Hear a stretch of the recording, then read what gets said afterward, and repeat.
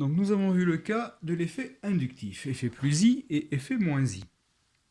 Effet plus I activant et orthopara-orienteur, effet moins I désactivant et plutôt méta-orienteur. Examinons maintenant le cas d'un groupe qui aurait un effet mésomère. Effet mésomère, je rappelle, c'est-à-dire un effet dans lequel les électrons, soit de doublet pi, soit ici ce sera pour des groupes de doublets non liants, peuvent se délocaliser. Par exemple, regardons ce que le groupe OH peut faire. Donc examinons le cas de la deuxième substitution sur la molécule de phénol. La molécule de phénol, c'est un cycle benzénique dans lequel un hydrogène a été substitué par le groupe alcool. Donc ça s'appelle le phénol. Lorsque le phénol est en présence d'un électrophile, nous avons bien entendu le mécanisme de la substitution électrophile classique qui se met en place. Donc, très classiquement, nous avons donc nos formes mésomères de l'état intermédiaire, comme d'habitude. OH, là, là, et comme d'habitude, la charge plus sur ce carbone. Toujours pareil, délocalisation possible des électrons comme ceci, pour permettre d'écrire la deuxième forme mésomère de l'état intermédiaire. Ici, là pour les électrons intérieurs, l'électrophile fixé et l'hydrogène qui est toujours accroché après le carbone. La charge plus est là. Je continue à faire circuler les électrons dans le cycle pour pouvoir écrire toutes les formes mésomères.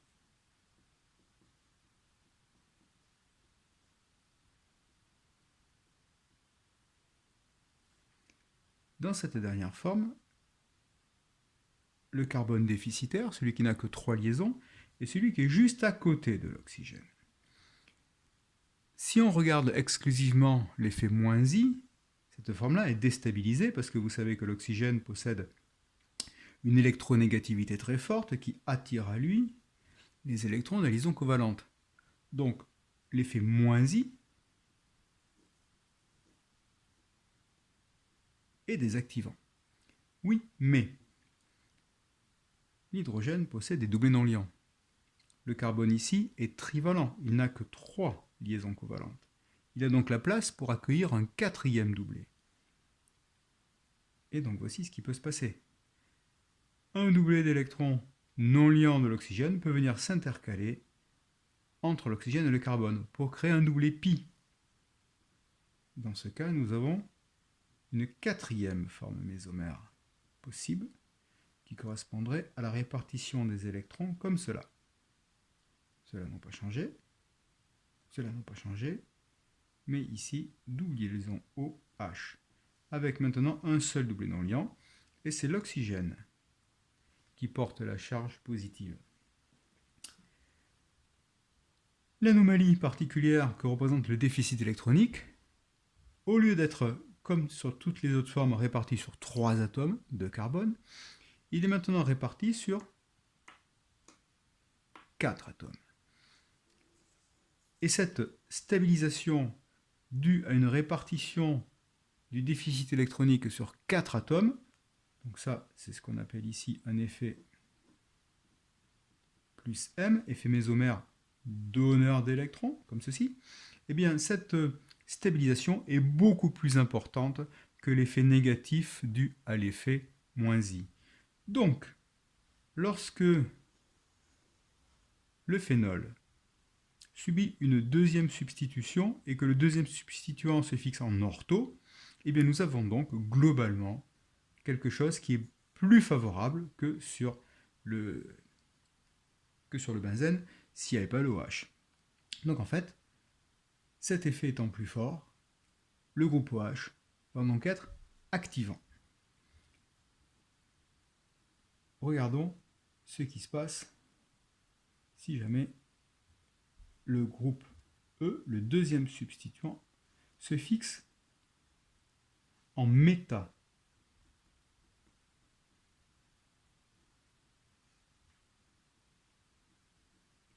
Et dans ce cas-là, nous avons ces écritures-là.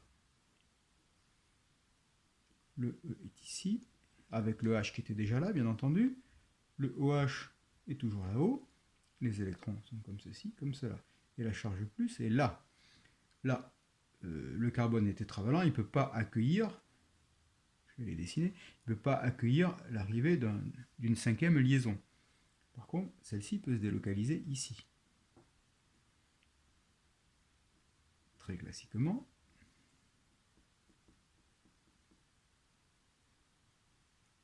Les deux électrons donnants sont ici. Et là, le OH. Là encore, le carbone est tétravalent, il ne peut pas accueillir deux électrons de plus comme cela. Le déficit est là. On a toujours la possibilité de délocalisation comme ceci.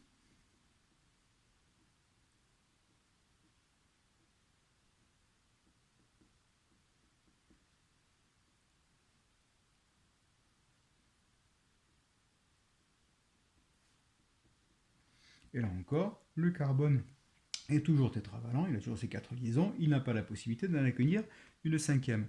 Donc ici, dans le cas de la deuxième substitution en méta, eh bien, seul l'effet -I de l'oxygène, qui a toujours tendance à tirer à lui les électrons comme ça, alors ça se transmet dans les électrons des liaisons sigma, donc ça joue quand même un effet ici, ça joue quand même un effet là, donc on a toujours cet effet -I déstabilisant qui joue, mais on n'a pas d'effet plus M.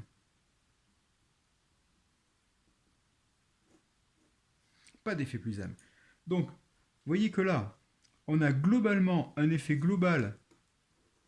L'effet donneur facilitateur est plus important que l'effet attracteur.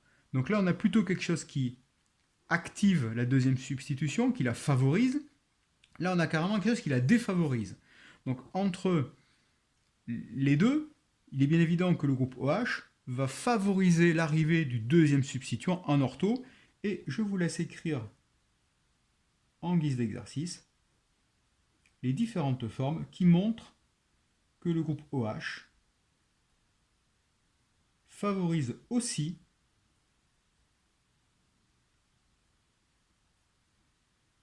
l'arrivée du deuxième substituant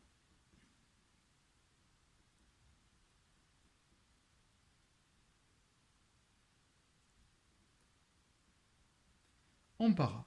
Je vous laisse écrire les différentes formes mésomères en guise d'exercice.